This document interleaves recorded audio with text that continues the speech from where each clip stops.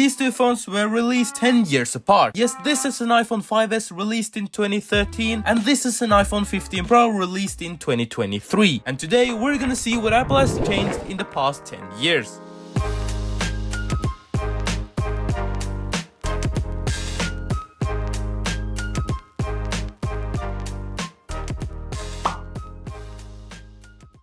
First up, the build. Over a decade, the screen has gotten bigger and better. One tiny camera has been replaced with 3 giant ones, Touch ID is now replaced with Face ID, the port has changed from Lightning to USB-C, the buttons have changed in placements and shape, the headphone jack is no more, the mute switch has been replaced with the action button, and the KSI forehead-sized bezels are also gone. The iPhones also went from having flat edges to flat edges. But anyway, let's wind back and take a moment to appreciate how much the iPhone screen has improved. The iPhone 5s featured a 4-inch LCD display with thick bezels around it, and compared to today's iPhones, these specs are nothing. Because 10 years later, we have a 6.1-inch XDR OLED display with an adaptive refresh rate of up to 120Hz and an always-on feature. The overall resolution has also increased, making the newer display look much crisper and the colors stand out much more than the older displays. The iPhone screens have also gotten brighter,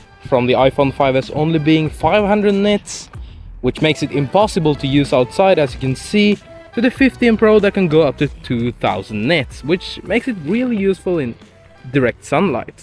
Now let's get inside these phones. Hey yo, what the f? The iPhone 5s uses a A7 chip, it has 1GB of RAM, a maximum storage option of 64GB, and a 1560 mAh battery, which we will come by later on. The iPhone 15 Pro, however, uses the newest A17 Pro chip, it has 8GB of RAM, a maximum storage option of 1TB, and a 3290 mAh battery. But enough about that, let's see how the performance of the iPhones have changed in the past 10 years. Let's start with a small speed test. And obviously the 15 Pro is much better at handling day-to-day tasks, it's faster at opening up apps, it has smoother animations, and it has minimal lag. Scrolling through social media or the web is super smooth and fast compared to the 5s, which as you can see is struggling to keep up. Now over to gaming. The iPhone 15 Pro is said to be one of the best phones for gaming. It was actually claimed that you could play console games on this phone without any problems. And it doesn't disappoint either. Now I didn't test it with console games, but it seems to be able to play pretty much every game that I have downloaded and ever tried. The decade-old 5s, however, doesn't do that well. It's really struggling here and I can't even open up the simplest of the games. One major reason the iPhone 5s is struggling in terms of performance, in addition to having an outdated hardware system, might be the software version the iPhone is using. The iPhone 5s is stuck on iOS 12, which was released back in 2018. This might explain why everything is just so laggy on the 5s. However, the 15 Pro uses the iOS 17 and will likely receive updates for up to 7 years or so. Anyways, now it's the time for the cameras.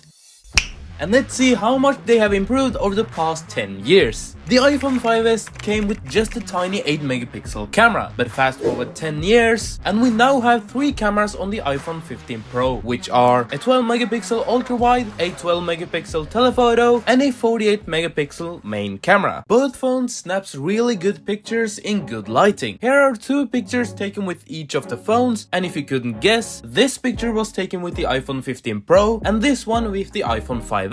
There are some minimal differences, but it's nothing to worry about in terms of daily usage. Nighttime photos, however, are better on the iPhone 15 Pro due to its larger sensor and better processing power. The amount the iPhones can zoom in has also gone up. The 5s can only zoom in 3 times while the 15 Pro can zoom in about 15 times with its own dedicated telephoto lens. Here are 2 pictures taken with the maximum zoom with each phone, and as you can see, it's a very big difference. The iPhone 15 Pro does also have this macro camera feature where you can use your phone to take very good close-up pictures of something, which the iPhone 5s doesn't have. The video quality has also gone up on the iPhones. On the 5s, you can only record up to 180p at 30 FPS, but that doesn't necessarily mean that the footage is bad. In fact, some of the clips on this video are taken with the iPhone 5s. Anyways, on the iPhone 15 Pro, however, you can record up to 4K at 60 FPS, and you can even record in Apple full ProRes video in log color profile, which is like professional filmmaking standards. Back in 2013, there was no OIS or EIS, and video taken while walking would look like this. In other words, very shaky. Now, however, the cameras have OIS, and we have the action mode, which makes the footage even smoother. And if you couldn't tell, I am running while filming this. And some other things that you have on the 15 Pro is the portrait feature, which adds a background blur when you take close-up picture of people. And you also have the cinematic mode, which makes the footage look cinematic. Over to battery life. On paper, the iPhone 5s has a 1560 mAh battery, and the iPhone 15 Pro has a 3290 mAh battery. But how does this translate into daily usage? To find that out, I decided to use these two phones for 1 week each. And to sum it all up, the iPhone 5s was so much worse than the iPhone 15 Pro. The iPhone 5s got super hot while using it, and I had to charge it 3 to 4 times a day. On the other hand, the 15 Pro, which is 10 years newer, did much better. I could get through a whole day with the iPhone 15 Pro, and sometimes it even lasted 2 days without charging. Now the reason for that is of course better battery capacity and the newer chip's efficiency. And that's it. Those are, in my opinion, the main differences between an iPhone that's over a decade old and a modern iPhone. Thanks for watching, and I'll see you next time.